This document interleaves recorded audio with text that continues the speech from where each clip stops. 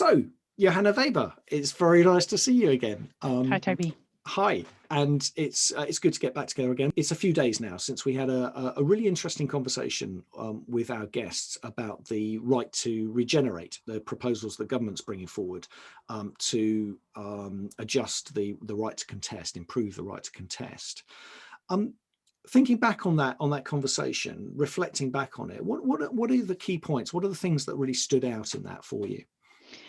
I think what was most enlightening for me from the discussion was the local authority perspective of just how many things they have to consider and balance and trade off in their assessment of these cases. I think it's easy when you look at a new proposal like this and the government makes another announcement about this tweak or that tweak to the planning system, and you think, great, let's pick it up and run with it. How can we use it to best advantage? Not realizing that actually the mechanics of it in reality very different on the ground when you are looking at implementing these kinds of things and weighing them up against all of the other duties that you have. So I think the local authority perspective of, well, yes, it's not just about there's a derelict property, it would be nice to do something with it. We know that, but we've got to think about getting best value for it. How do we demonstrate it? How do we demonstrate what the planning use is going to be and how that's consistent? Is there another planning use somewhere for it? What are all of these considerations that we have to consider as a duty under law? These aren't optional for local authorities. These are duties on them. So I think that's a very difficult exercise. There were a couple of other things that really jumped out for me, sort of thinking back on it. One was the focus on danger. There's a sort of local authorities always worried about risk, and there was this issue that Gill brought up around money laundering and developers with unhealthy relationships with councils. And it's easy to kind of laugh that off and say, that's a very small minority of occasions. But of course, in Liverpool recently, it's reared its head, and so it is very, very current, isn't it? Absolutely. And, we talk to local authority clients about this all the time. And a lot of our advice to clients is around that, how do you, improve the relationship, between the local authority and, the developer and or, private sector interest? How do you get them to see each other as collaborators and that you're working together towards a common goal? And the other part of the advice is how you get the local authority comfortable with the mechanisms that it has in order to bring about these results and to secure them. And there are lots of them. And I think one of the things that we try to advise clients is look at the whole range of tools available to you. Look at different types of agreement. Don't just think that you're stuck to a 106 agreement or putting a covenant on a property. There are lots of other contractual powers and tools available to local authorities to make sure that they can get the comfort that they need, that they're going to realise best value for one of these sorts of properties. I think being the sort of shallow marketing person that I am, I reacted to that by asking Tom if there was perhaps a need for a fit and proper persons test for community land trusts before they were able to take on public sector land. And Tom pointed out something that I think is really important. There is also this danger of infantilizing communities, of saying, poor little community, they couldn't possibly afford a loan for land. They'd need to get it free, and they don't have the resources or capacity to be able to deal with complex projects or bring developments forward to completion. And what did you make of that point that Tom made?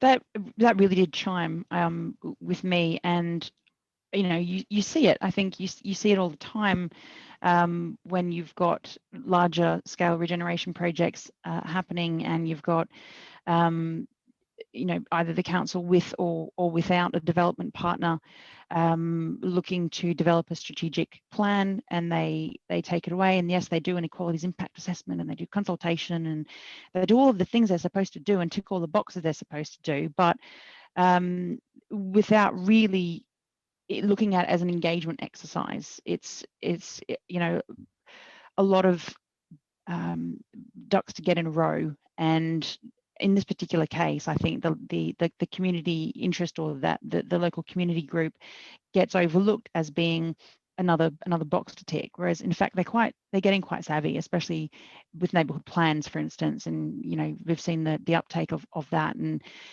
there's been quite a proliferation of them, and a lot of local community groups have become quite well educated and organised, and are really grasping that opportunity well. There's no reason why they can't do the same with this right. Absolutely.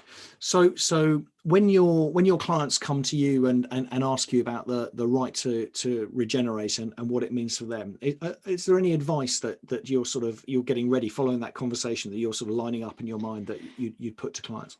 Yeah, absolutely. I think well, I hope that I do get clients talking about this, because I'm really keen to see how it will work. And of course, there's still detail to be figured out and meat to be put on the bones of this. We're still waiting to hear exactly what form this is going to take. But since our webinar, I have been thinking about, well, what are the ways that you would approach this differently, and what is the advice that I would give to a local authority approach with this? And I would say, see it as a glass half full. See it as an opportunity.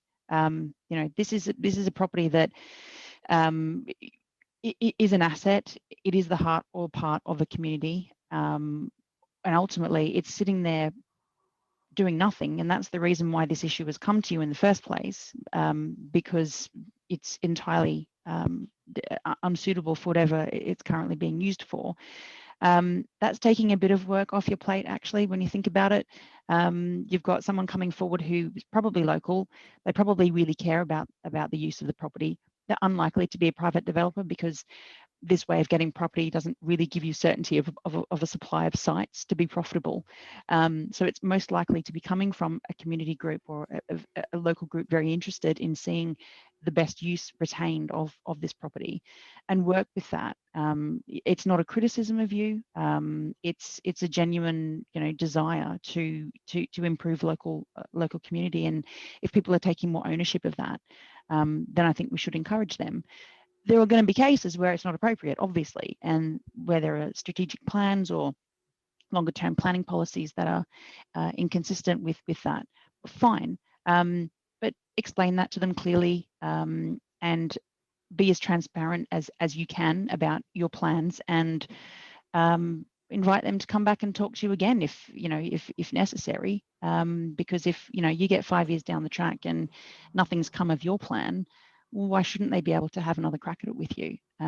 So I would say be open-minded, be collaborative, take it in the spirit in which I think it will be intended, and see how far the relationship goes. I think lots of local authorities would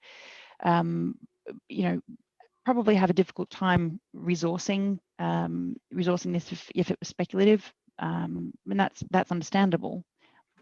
And if a community group came to me to exercise the right, I would say be prepared. Take a well-developed idea to the local authority. They're stretched, so do as much work as you can. Help them to find comfort that you're going to retain the use for community purposes or in the public interest. You've got the funding or a plan for the funding to secure that, and you've got proposals for how you're going to secure the long-term use of the property and to maintain it so that it doesn't fall back to being a local authority asset. So I'd say to both sides, be open-minded, but be prepared, and we should hopefully see more of a success rate than the last right had, which was what, 1 out of 192. There's no reason we can't improve on that. And in addition to that, Tom did point out that not a single community land trust had used the right to contest. Yeah, which is really interesting, when this would seem tailor-made for a community land trust. You would think that this was almost designed for them, and the parties that are best suited to do this would be groups like that, because they do have their funding scenarios sorted. They've done that work. They've got that advice. They've got feasible models for how they can deliver this stuff, and that's what it boils down to, really. Yeah, great stuff. Yohanna, it's really nice to catch up with you again. Appreciate you sparing the time and taking the effort to reflect on the conversation, and hope that's been useful for our viewers. Absolutely. No, it's great to follow up, Toby. Thank you. Absolute pleasure. Cheers. Bye.